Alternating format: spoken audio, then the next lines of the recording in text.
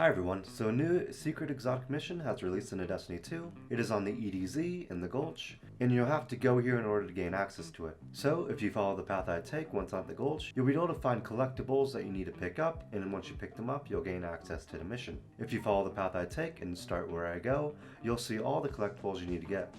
There is a 30-second timer in between each one in which you have to grab them, but it does reset once you pick up each one. So going through here, you'll notice that they aren't really that far apart, and they give you plenty of time to pick up each one, so you don't really need to worry about picking them up in time. So once you pick up that final one, you'll need to go to this location at the Gulch. I'll show it on the map right now. Once you come here, this will be the start of the mission. So now this is a spoiler warning for those who want to do this mission solo. From here on, this is just to help those who don't know where to go. But if you want to do this on your own, then come back to the video later or click off here. So you'll go through a bit and you'll want to go to this area to the left. It is a little secret and hard to find, so just make sure you're on the lookout for that. Once you're through, you'll go to this next area of the map, and this comes to the part where you have to worry about the mechanics. So what's going to happen is you'll see these symbols located around the arena that'll show the order from top to bottom in which you need to shoot.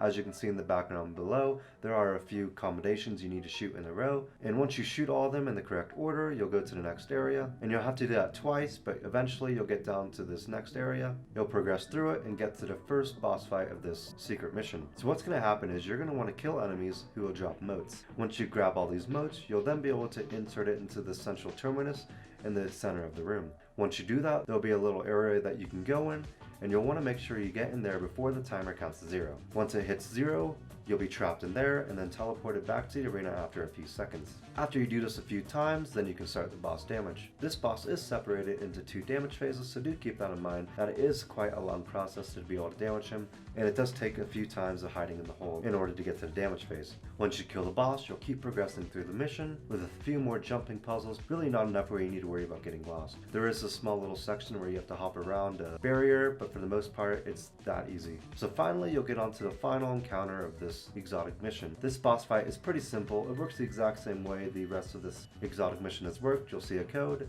input the code, and then once the boss's shields drop, you deal damage. There are 3 boss floors in which you'll deal damage, but for the most part, the boss fight, when not on hard difficulty, is really easy. Now once you kill the boss, you'll want to go back to the helm, and once you go to the helm, you'll be able to pick up your new exotic glaive, the VexCaliber. Now this VexCaliber is a crafted weapon, so you'll need to level it up before you can see how much it can really do. Anyways, that's the new exotic mission.